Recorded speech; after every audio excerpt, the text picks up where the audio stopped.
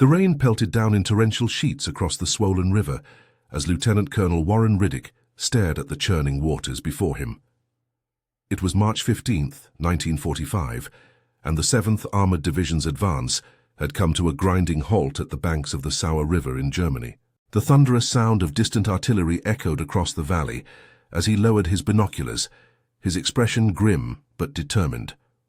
The wooden bridge that once spanned this crossing point was now nothing more than splintered timber floating downstream, demolished by retreating German forces just hours earlier. Behind him, 47 Sherman tanks and 23 tank destroyers sat idle, their engines occasionally rumbling in the cold morning air, a sound that should have been striking fear into the enemy ahead, but was now merely announcing their vulnerability.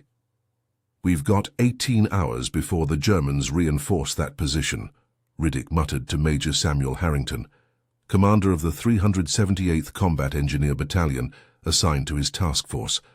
"After that, this whole offensive stalls and we lose our momentum." Harrington nodded solemnly, rain dripping from his helmet as he surveyed the swift current. His fingers were numb from the cold, but his mind was racing through calculations, possibilities, and the grim reality of their situation. Standard bridging equipment was still 48 hours away, delayed by congested supply routes. The river had risen 6 feet overnight from the spring rain, making it too deep for tanks to ford and too swift for conventional pontoon sections. The division's advance, which had been pushing the German forces back at an unprecedented pace, now faced its greatest obstacle yet. And it wasn't enemy fire. It was 160 feet of raging water that no tank could cross. What happened in the next 14 hours would later be documented in military engineering journals as the miracle at Sauer, though at that moment, as Harrington pulled out a small notepad and began to sketch, no one in the 21st Armored Division knew that one engineer's defiance would rewrite battlefield history. Warren Riddick was not born into military nobility. The son of a hardware store owner from Mason City, Iowa, his childhood was spent surrounded by tools, lumber, and the practical mechanics of building things. His father, Edwin Riddick, had served briefly in the Great War, returning home with stories not of battle glory, but of the incredible feats of engineering that had made victory possible. Roads carved through impossible terrain, bridges spanning chasms under enemy fire, and the practical ingenuity that often meant the difference between life and death. Young Warren grew up with hands perpetually stained with grease and sawdust. By the age of 12, he had rebuilt a Model T engine with his father, and by 16, he had designed and constructed an addition to the family home, complete with plumbing and electrical work that impressed even the town's most experienced contractors. His mother, Margaret, a former schoolteacher, had ensured his practical skills were matched by academic rigor, particularly in mathematics and physics. "Understanding how things work," she would tell him, "is the difference between guessing and knowing." This philosophy guided Warren through his education at the University of Illinois, where he studied civil engineering. His professors quickly noted his unusual approach to problem solving. Where other students would follow established methods, Warren would often find unorthodox solutions that, while initially appearing outlandish, frequently proved more efficient. This earned him the nickname Wacky Riddick among his peers, though the teasing was always good-natured and tinged with respect. When the Japanese bombed Pearl Harbor on December 7, 1941, Warren was working as a junior engineer for the Illinois Department of Transportation. He enlisted the following day, and his technical background quickly directed him toward the Army Corps of Engineers. His training revealed an aptitude for bridge construction and, more importantly, improvisation under pressure, a skill that would eventually place him at the Sauer River on that fateful March morning in 1945. The Army recognized Riddick's talents early, promoting him rapidly through officer candidate school and assigning him increasingly complex responsibilities. By 1943, he had been deployed to North Africa, where he oversaw critical infrastructure projects supporting the Allied advance. His unorthodox thinking was initially met with resistance from more traditional commanding officers, but as the war progressed, his reputation for solving seemingly impossible problems began to overshadow his unconventional methods. "Engineering in peacetime is about perfection," he wrote to his father in early 1944. "Engineering in war is about possibility. This philosophy was put to the test repeatedly as the Allies pushed into Sicily and then mainland Italy. Riddick and his engineering units repaired bombed harbors, constructed field hospitals, and built bridges across ravines that senior officers had deemed impassable. Each success built not only his reputation, but also his confidence in trusting his instincts over conventional wisdom. By the time he was assigned to support the 7th Armored Division's push into Germany, Lieutenant Colonel Riddick had assembled a team that shared his practical approach to problem-solving. They had developed a shorthand communication and an implicit trust that allowed them to attempt solutions that more conventional units would have dismissed as impossible. As he stood at the banks of the Sauer River in March of 1945, staring at the churning waters that threatened to halt the entire division's advance, Riddick couldn't help but recall his father's workshop, where he had first learned that with the right approach, almost any problem could be solved.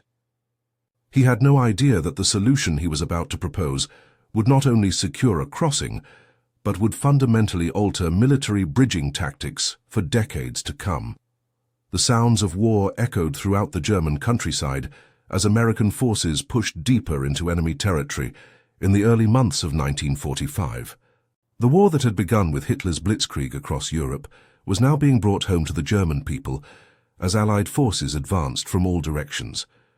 The Western Front was moving steadily eastward as American, British and Canadian forces drove toward Berlin from France and the Low Countries. The 7th Armored Division, nicknamed Lucky 7th, had been at the forefront of this advance since the breakout from Normandy. They had fought their way through France, weathered the desperate German counteroffensive in the Ardennes during the Battle of the Bulge, and were now pressing into the German homeland itself. Their mission was clear: maintain momentum, prevent the Germans from establishing defensive lines, and keep pushing toward the heart of the Third Reich. The strategic importance of crossing the Sauer River cannot be overstated. The river formed a natural defensive barrier that, if properly reinforced, could delay the Allied advance by weeks, giving German forces precious time to regroup and establish new defensive positions closer to Berlin. Intelligence reports indicated that German reinforcements were already being redirected to strengthen positions on the eastern bank. The 7th Armored Division was part of General George Patton's Third Army, which had earned a reputation for rapid advances and aggressive tactics. Patton's philosophy was simple: a good plan violently executed now is better than a perfect plan next week. This approach had served the Third Army well, but it relied on maintaining constant pressure on the enemy. For the tank commanders and soldiers of the 7th Armored, this translated to a grueling pace of advance. They had been pushing forward almost continuously for weeks, sleeping in their vehicles, eating cold rations and fighting through increasingly desperate German resistance. The weather had been unforgiving: cold rain, occasional snow and mud that seemed to suck at every vehicle and boot. The division's composition reflected the full might of American industrial and military power: Sherman tanks, tank destroyers, armored infantry carriers, artillery pieces, and all the support vehicles needed to keep such a force operational.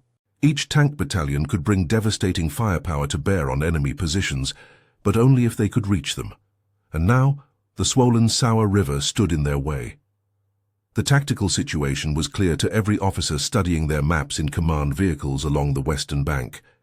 The eastern side was held by elements of the German 19th Army, mostly composed of Volkssturm militia units and remnants of Wehrmacht infantry divisions that had been mauled in earlier fighting. They were undermanned and under-equipped, but they held the high ground, and if given time to bring up reinforcements and artillery, they could transform the river crossing into a bloodbath. Aerial reconnaissance had confirmed that German mechanized units were being redirected toward their position, expected to arrive within 24 to 48 hours. If the 7th Armored could establish a bridgehead before those reinforcements arrived, they could potentially trap significant German forces against the Rhine River further east. If they failed, the entire Third Army's northern flank would be vulnerable, and their advance would stall. In the command tent set up half a mile from the riverbank, Division Commander Major General Lindsay MacDonald Sylvester studied the situation maps with his staff. Reports from engineer reconnaissance teams painted a grim picture. The river was running at 9 feet above normal levels due to spring melt and recent rainfall. The current was estimated at 12 feet per second, strong enough to sweep away standard pontoon sections. "We've got air support scheduled for 0800 tomorrow," his operations officer reported. "The weather might clear enough for them to hit the German positions on the far bank, but it won't get our tanks across." General Sylvester nodded grimly. He had served with Patton long enough to know that impossible was not an acceptable answer. The division had to cross, and they had to cross now. The question was how. As reports from up and down the riverbank came in, it became increasingly clear that their standard bridging equipment and methods would not suffice under these conditions. The Bailey bridges, which had served them well in countless river crossings, required assembly time they didn't have, and stability conditions the current river state couldn't provide. It was at this moment that Major Samuel Harrington arrived at the command tent, rain-soaked and mud-splattered, with Lieutenant Colonel Riddick beside him. The unusual expression on Harrington's face, a mixture of disbelief and excitement, immediately caught the general's attention. "Sir," Harrington said, "Colonel Riddick has a proposal for crossing the river. It's unconventional, but he believes it will work." General Sylvester looked up from his maps, his eyes meeting Riddick's. "Unconventional how, Colonel?" What Riddick proposed in the next 15 minutes would either be remembered as brilliance or folly. The fate of the division's advance, and potentially the lives of thousands of men, hung on the general's decision. The tension in the command tent was palpable as Lieutenant Colonel Warren Riddick spread out his hastily drawn diagrams across the map table. Rain dripped from his helmet onto the paper as officers crowded around, their expressions ranging from skepticism to desperate hope. "The problem isn't just the width of the river or the current," Riddick explained, pointing to his sketches. "It's both combined with our time constraint. Traditional bridging would take at least 36 hours in these conditions, and that's time we don't have." General Sylvester's weathered face remained impassive. "So, what are you proposing, Colonel?" Riddick took a deep breath. "We convert our tanks into the bridge supports themselves." A murmur rippled through the gathered officers. Major Williams, the division's senior engineering officer, scoffed audibly. "That's absurd. The tanks would sink or be swept away." "Not if we do it right," Riddick countered, unfazed by the skepticism. He pointed to his diagrams. "We position 7 Shermans in the river, spaced approximately 25 feet apart. The tanks drive in at carefully plotted entry points, using their weight and tracks to anchor themselves against the current. Their turrets would be oriented upstream to minimize water resistance." "You're talking about deliberately driving 70-ton machines into a flood-stage river." Colonel Jameson, commander of the 40th Tank Battalion, looked incredulous. "Yes, sir," Riddick replied calmly. "The Shermans can operate in water up to 6 feet deep with the proper waterproofing. We've already tested that in amphibious operations. The river depth averages 8 to 10 feet, which means they'll be partially submerged, but with their turrets and upper hulls above water." General Sylvester stroked his chin thoughtfully, and once these tanks are positioned, Riddick moved his finger across the diagram. "We use the tanks as piers. We've got a lumber mill 3 miles back that can provide the timber. We construct spans between each tank using the lumber and steel treadway sections from our engineering companies. The tank's own weight and the grip of their tracks on the riverbed provide the anchor points we need." Major Harrington stepped forward, adding to Riddick's explanation. "We've calculated the buoyancy factors and weight distribution. Each Sherman, properly positioned, can support approximately 50 tons of distributed weight passing overhead. That's enough for another Sherman to cross with margin to spare." The room fell silent as officers processed the audacity of the plan. It violated conventional military engineering doctrine in nearly every way. And yet, there was a compelling logic to it. Colonel Patterson, the division's logistics officer, was the first to raise a practical concern. "What happens to the tanks used as supports? They'd be sacrificed." Riddick nodded, acknowledging the question. "Initially, yes. They'd be in place until we can construct a proper bridge. But they're not lost forever. Once a permanent crossing is established, recovery vehicles can retrieve them. The engines would need rebuilding, but the tanks themselves would be salvageable." "And the crews?" General Sylvester asked quietly. "They exit through the top hatches once the tanks are positioned. We'd run communication lines to each tank to maintain coordination during the construction and crossing phases. The silence that followed was broken by Major Williams. "This is unprecedented. There's no manual for this kind of operation. No precedent." "That's precisely why it might work," Riddick countered. "The Germans won't be expecting it. Their defensive preparations are based on our known bridging capabilities and timelines. This approach gives us the element of surprise." General Sylvester studied the diagrams intently, then looked up at the faces of his officers. He had been given command of the 7th Armored because of his willingness to embrace bold tactics. Patton expected nothing less. "What's your timeline for execution?"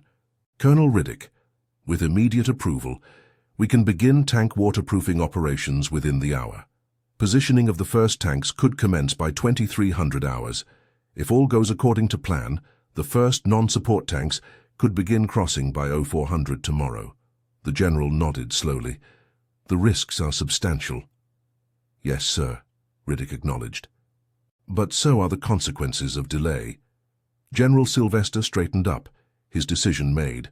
"Colonel Riddick, you have command of this operation. Major Harrington will serve as your executive officer. I want hourly progress reports." As the meeting broke up and officers rushed to begin preparations, Colonel Jameson pulled Riddick aside. "You know what they'll call you if this fails, don't you?" Riddick's expression remained composed. "And if it works?"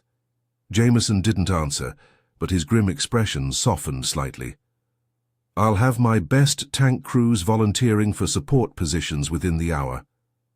As Riddick stepped out of the command tent into the rain, the enormity of what he had just set in motion washed over him.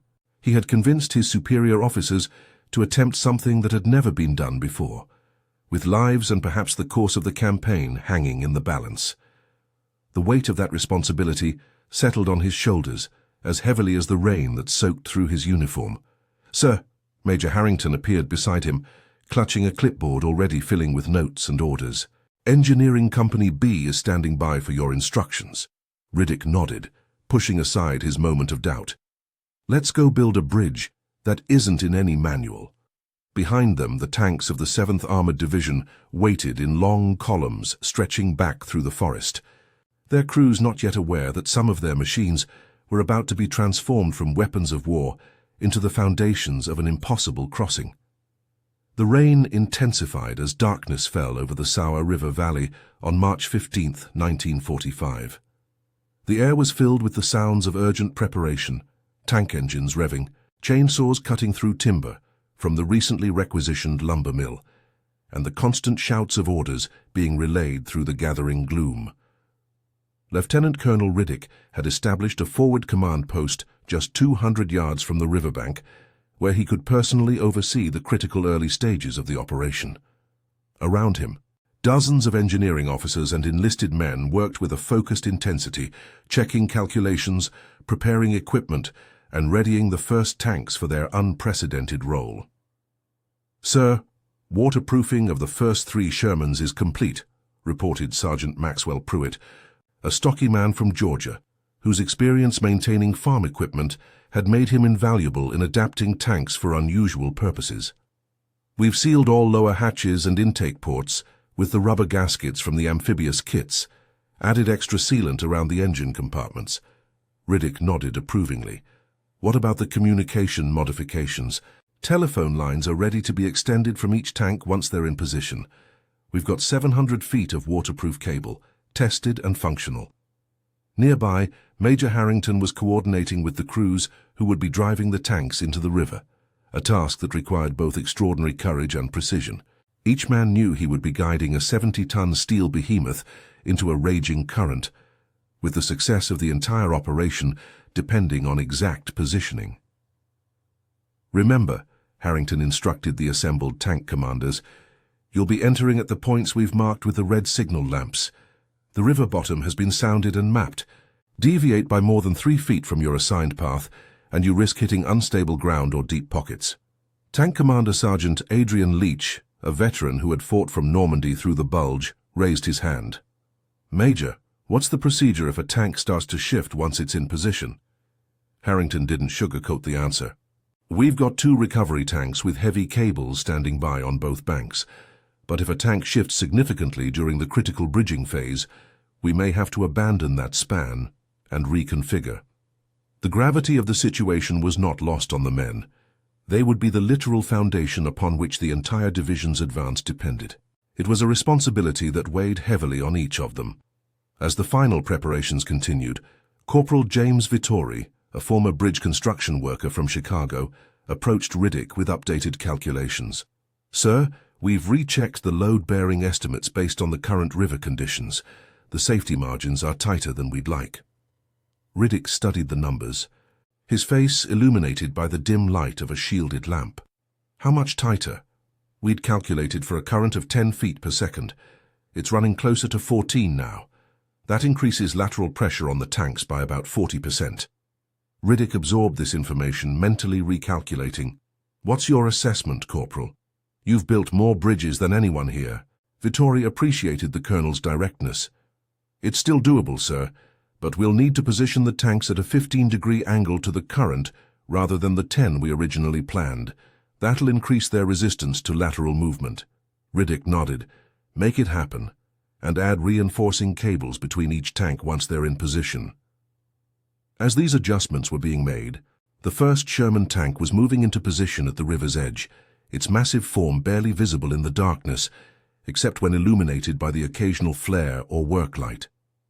Its commander, Staff Sergeant Ellis Montgomery, a 32-year-old former construction equipment operator from Pennsylvania, sat tensely in the commander's hatch. All systems checked and operational. His driver reported through the intercom, "Waterproofing seals verified." Montgomery acknowledged with a terse "Roger" before switching to the command channel. "Anchor 1 ready for entry, awaiting final authorization." At the command post, Riddick himself took the radio handset. "Anchor 1, this is Crossroad Actual. You are cleared for entry. Godspeed." With that simple exchange, the most audacious field engineering operation of the European theater began. Montgomery's Sherman lurched forward, its treads gripping the muddy bank as it began its descent into the swollen river. The sound of its engine changed pitch as water began to rise around the hull, and for a moment, those watching held their breath, wondering if they were about to witness a 70-ton tank being swept away by the current. But Montgomery guided his machine with expert precision, following the carefully plotted path. The tank settled into position, water now reaching halfway up its hull, but its treads firmly gripping the riverbed.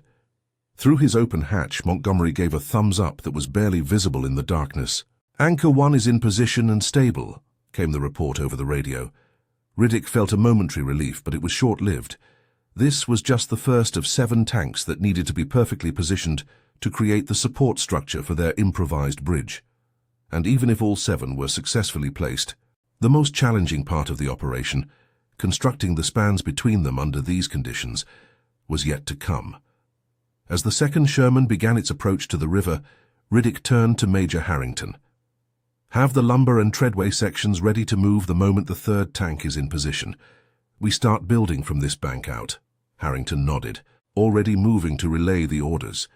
Around them, hundreds of men from engineering companies and tank battalions worked with single-minded purpose, many still skeptical about the unorthodox plan, but committed to making it work. In the darkness, illuminated only by carefully shielded work lights that wouldn't attract enemy attention, a bridge that existed in no military manual was beginning to take shape across the churning waters of the Sauer River. The night deepened as a remarkable scene unfolded at the Sauer River. By 23:30 hours, 3 Sherman tanks had been successfully positioned in the rushing water, their hulls partially submerged but stable. Each was now connected to the shore and to each other by telephone lines, allowing continuous communication. Engineers worked frantically, securing heavy timber beams to the tank's turrets and hulls, creating the first sections of the improvised bridge. Lieutenant Colonel Riddick moved constantly between work teams, checking connections, verifying measurements, and encouraging the men. The rain had finally stopped, but a heavy mist hung over the river, providing some concealment from potential enemy observers on the far bank. "Sir?" A runner approached Riddick as he inspected the connection points on the second span. "Major Harrington reports the 4th tank is ready for entry." Riddick checked his watch. They were slightly behind schedule, but still within acceptable parameters. Tell him to proceed, and have Captain Lewis begin moving the treadway sections forward. We'll need them within 15 minutes. As the messenger departed, Riddick turned his attention back to the emerging bridge structure. The engineering teams had adapted with impressive speed to the unconventional nature of the project. Instead of following standard bridge-building protocols, they were creating new procedures on the fly, solving problems as they emerged. Technical Sergeant Victor Menendez, an engineering specialist who had worked on the Panama Canal expansion before the war, was coordinating the critical task of securing the spans between tanks. "We're using a modified cantilever approach," he explained to Riddick, pointing to where heavy timbers extended from each tank. "The treadway sections will be laid on top of these supports, then secured with steel cables and cross-bracing." Riddick nodded approvingly. "How's the first span holding?" "Rock solid, sir. We've run stress tests with the equivalent of 20 tons. It's not pretty, but it'll hold a Sherman." Nearby, Corporal Vittori was directing a team assembling the next section of bridge decking. They had created an efficient production line, with men measuring and cutting timbers to precise specifications, others drilling connection points, and still others preparing the steel reinforcement plates salvaged from damaged equipment. "Timber quality is inconsistent," Vittori reported when Riddick checked on their progress. "The mill was hit by artillery last week. We are compensating with additional cross-bracing where necessary." Out in the river, the 4th Sherman was now inching into position, its powerful engine straining against the current. Inside the tank, Sergeant Calvin Rhodes guided his driver with tense precision. 2 degrees left. Hold that line. Forward 3 feet. The tank shuddered as it hit an unexpected dip in the riverbed, causing a moment of alarm as it tilted slightly. Rhodes maintained his composure, adjusting their approach. "Compensate right track. Half power." Slowly the tank stabilized and continued to its designated position. On the shore, dozens of men watched anxiously, knowing that the failure of any one tank would compromise the entire operation. By 1:30 in the morning, all 7 support tanks were in position, creating a line of metal islands spanning the width of the Sauer. Each tank commander had successfully evacuated through the top hatch after positioning, carried back to shore by small boats manned by engineering troops. The tanks' engines were off to conserve fuel and prevent overheating, but they remained connected by communication lines to the shore. With the support structure in place, the bridge construction accelerated. Teams now worked from both ends simultaneously, extending the spans between tanks. The treadway sections, normally used in conventional military bridges, were repurposed to create the roadbed on top of the timber framework. At the forward command post, General Sylvester had arrived to personally observe the progress. He stood silently beside Riddick, watching the coordinated chaos of hundreds of men working by lamplight to create a crossing that had never before been attempted in combat. "It's actually taking shape," the general remarked, a note of surprised admiration in his voice. Riddick nodded, allowing himself a moment of cautious optimism. "Yes, sir, if we maintain this pace, we'll have the first tanks crossing by 0400 as planned." And the German response? "Minimal so far. They've fired occasional artillery at our assembly areas, but they don't appear to have detected the actual crossing operation." The general studied the emerging bridge structure. "How many tanks can cross before daylight?" "If all goes well, we should have at least 2 companies over before the Germans have clear observation. That's enough to establish a secure bridgehead and protect the operation from direct fire." A runner approached with an update from the far side of the river, where a small force of infantry had crossed earlier by boat to establish a security perimeter. "Sir, Lieutenant Parker reports the landing area is secured. Minimal resistance encountered, just a small observation post that's been neutralized." This was another piece of good news. The German forces were indeed thin on this section of the river, just as intelligence had suggested. But Riddick knew this advantage was temporary.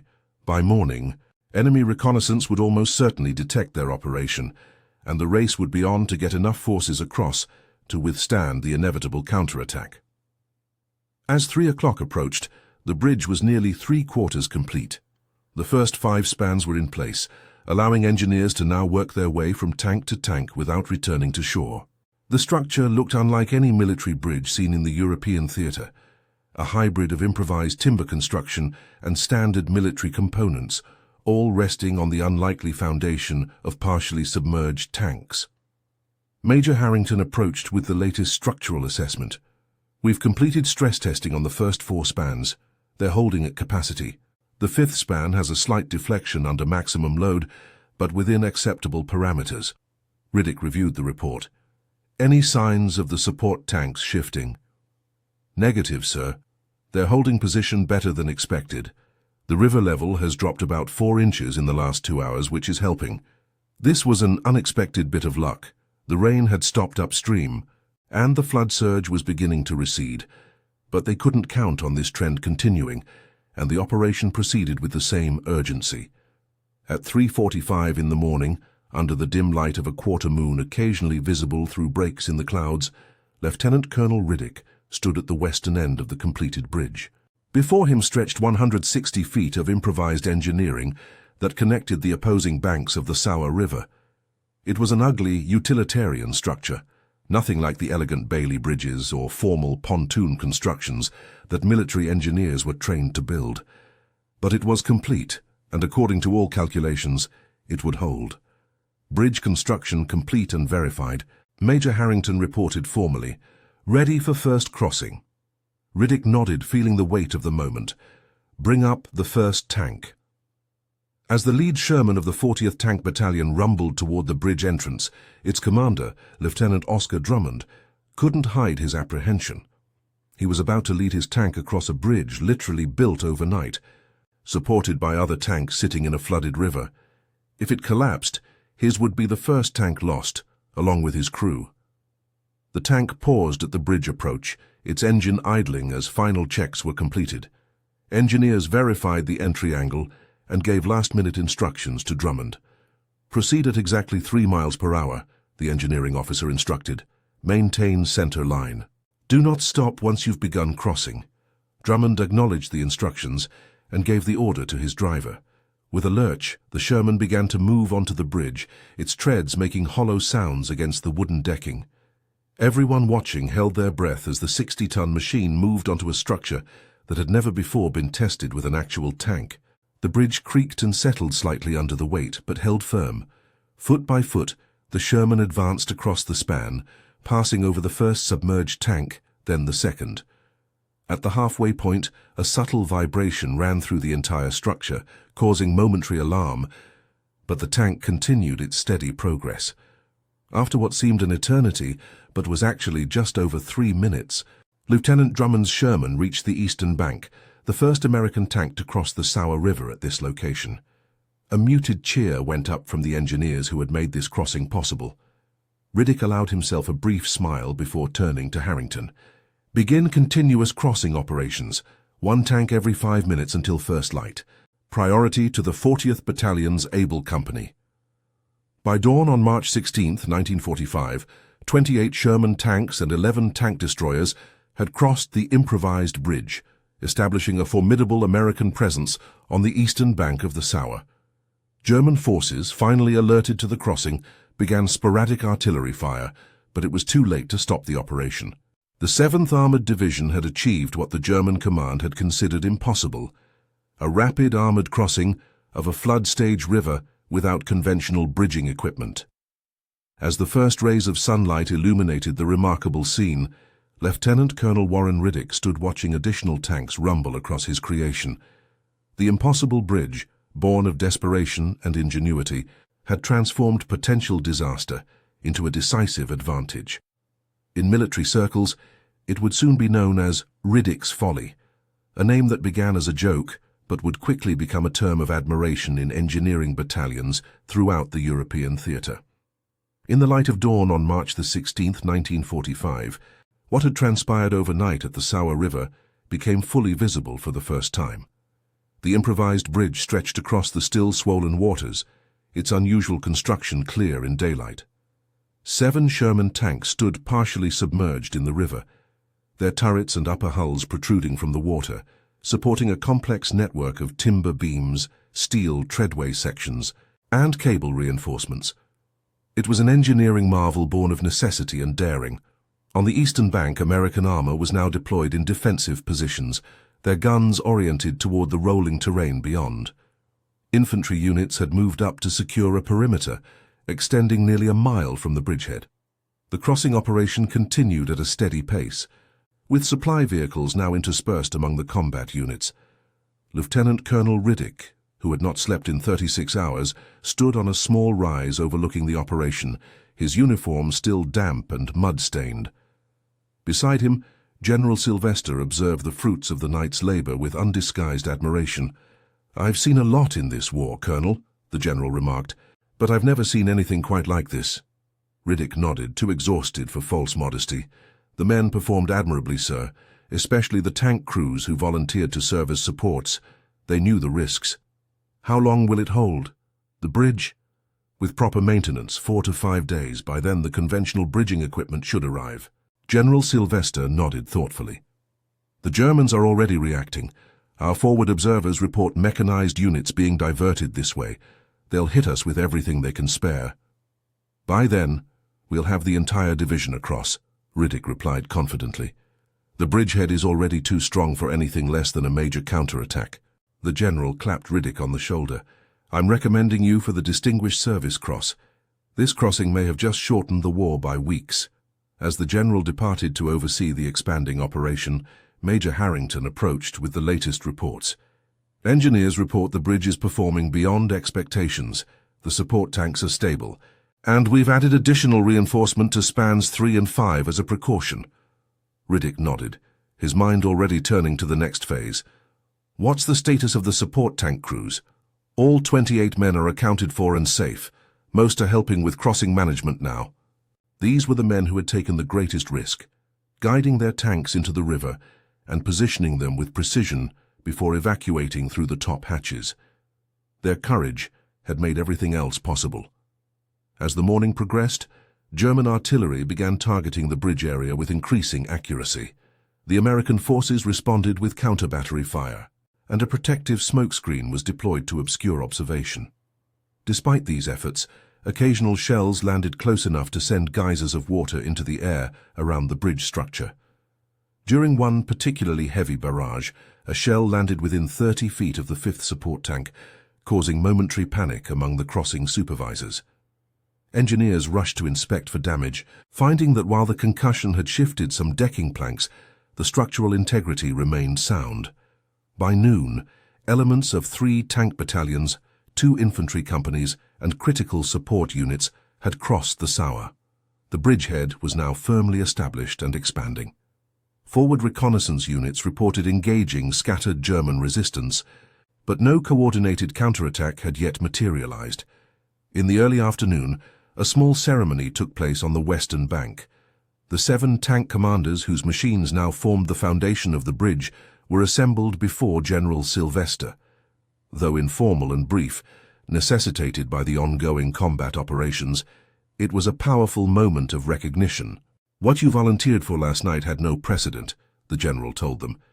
"You were asked to use your tanks in a way they were never designed for, knowing they might be lost along with you. Your courage and trust in your fellow engineers made this crossing possible." Staff Sergeant Montgomery, the commander of the 1st support tank, spoke for the group. "Sir, we're tank men. Our job is to get the armor where it needs to go. Sometimes that means driving it forward. Sometimes that means finding another way." Each man received an on-the-spot bronze star, a rare field decoration that reflected the extraordinary nature of their contribution. The general also informed them that their tanks, once recovered, would bear special markings commemorating their unique service. As the ceremony concluded, news arrived from forward units. German armor had been spotted approaching from the northeast, approximately 10 miles distant. Intelligence estimated a battle group consisting of several Panzer IVs and infantry support vehicles. The anticipated counterattack was finally materializing, but it was too late to threaten the bridgehead. With over 60 American tanks now on the eastern side of the Sauer and artillery, well positioned to provide support, the approaching German force faced overwhelming odds. Lieutenant Colonel Riddick, having finally been ordered to get some rest after nearly 40 continuous hours of supervision, handed operational control to Major Harrington. Before departing for a few hours of sleep, he took one final walk along the western approach to the bridge, inspecting what had been accomplished. Engineers were now working to strengthen and improve the structure, adding redundant supports and more permanent connections. What had begun as an emergency measure was being reinforced into a more durable crossing that could sustain the division's logistics needs for days to come. As Riddick observed their work, Corporal Vittori approached with a set of as-built diagrams. "We've documented the entire construction process and structural details, sir, for the Engineering Corps records." Riddick accepted the papers with a tired smile. "Good work, Corporal, though I doubt this will ever make it into the field manuals." Vittori grinned. "Maybe not, sir, but every engineer in the European theatre will be talking about it within a week." This prediction proved accurate. Within days, reports of the Sauer River crossing had spread throughout the Allied engineering units, what became known as the Sherman Support Bridge, or more colloquially as Riddick's Folly, was studied, discussed, and even replicated in modified form during subsequent river crossings as the Allied advance continued into Germany. By the time conventional bridging equipment arrived 3 days later, allowing the construction of a standard military bridge, the 7 support tanks had become minor celebrities. Soldiers crossing the improvised structure would often pat the exposed turrets for luck, and unit photographers documented the unusual sight for posterity. The German counterattack, when it came, was repulsed with heavy enemy losses. The force that had been expected to prevent an American crossing instead found itself facing an established defensive position with overwhelming firepower. The momentum of the 7th Armored's advance continued uninterrupted, contributing to the collapse of organized German resistance in the sector. For Lieutenant Colonel Warren Riddick, the Sauer River crossing represented both the pinnacle of his military engineering career and a vindication of his unorthodox problem-solving approach. Though he would oversee many more bridging operations before the war's end, none would match the daring and innovation of that rainy March night. The crazy bridge plan that had initially drawn skepticism from traditional military engineers had succeeded beyond all expectations, demonstrating that in warfare, conventional thinking sometimes had to yield to creative improvisation. It was a lesson that would influence military engineering doctrine in the post-war years, as the experiences of World War II were analyzed and incorporated into new field manuals and training programs. After Germany's surrender in May 1945, the story of the Sauer River crossing became one of many celebrated examples of American ingenuity during the war. The 7 support tanks were eventually recovered, refurbished, and returned to service, though they carried special markings identifying their unique contribution. For the men who had participated in the operation, from the tank crews who volunteered their vehicles as supports to the engineers who worked through the night to construct the spans, it remained a source of particular pride. They had faced a seemingly impossible challenge and, through courage and innovation, transformed it into a decisive advantage.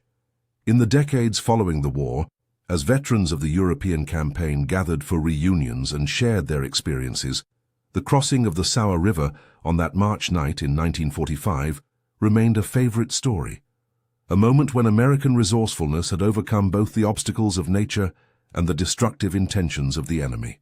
Lieutenant Colonel Warren Riddick returned to Iowa after the war, bringing with him the Distinguished Service Cross awarded for his leadership during the Sauer River crossing operation.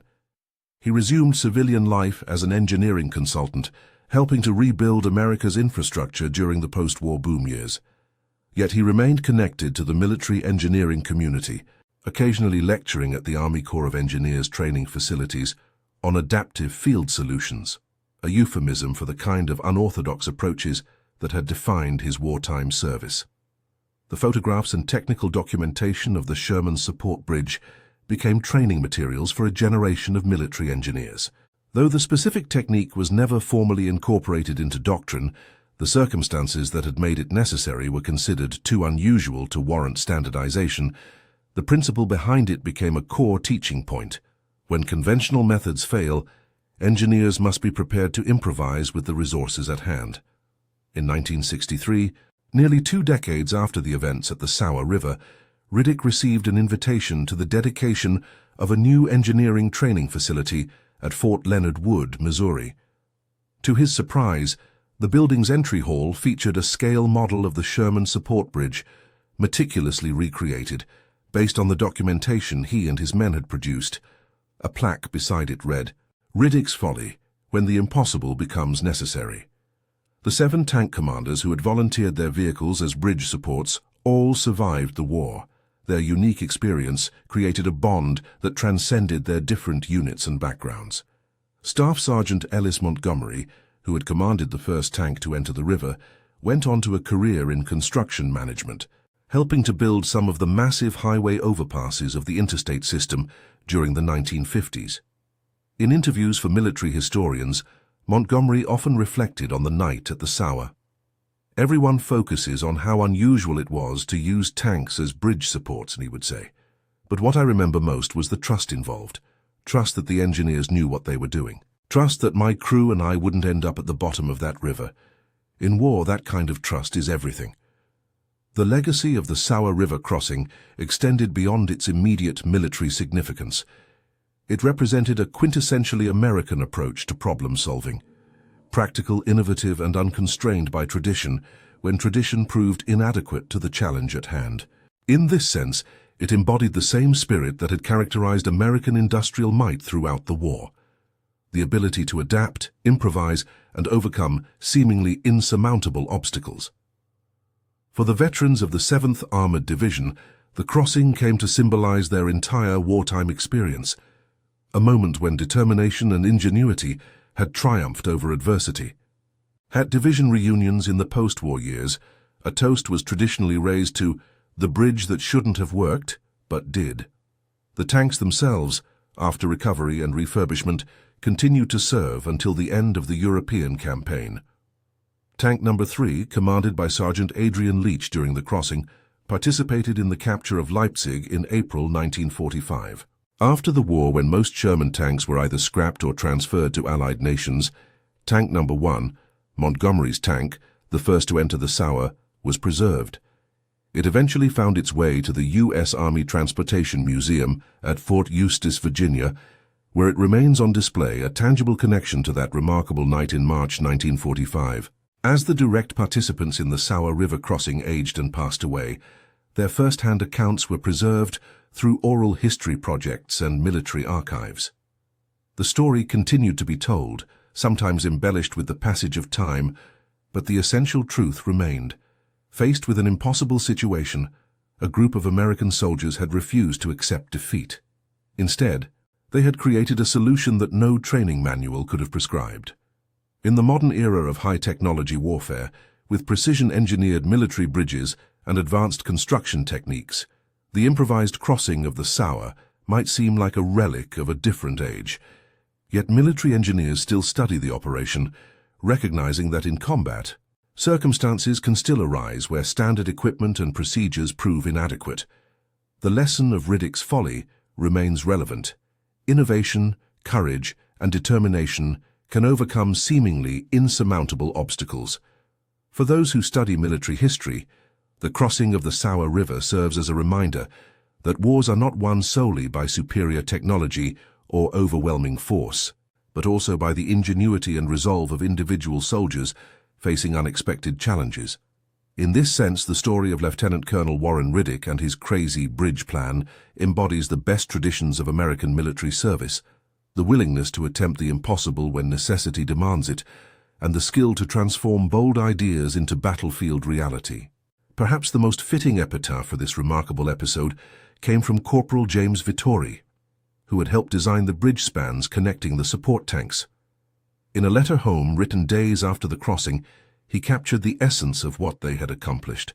"Yesterday I helped build a bridge that no one thought could work, using tanks instead of piers. Today I watched our entire division drive across it. I don't know if they'll write about this in history books, but for those of us who were there, it's something we'll never forget. Sometimes the craziest ideas are the ones that change everything." Would you have broken the rules like Lieutenant Colonel Riddick did, creating a bridge design that existed in no manual? Or would you have waited for conventional equipment, risking the stalling of an entire division's advance?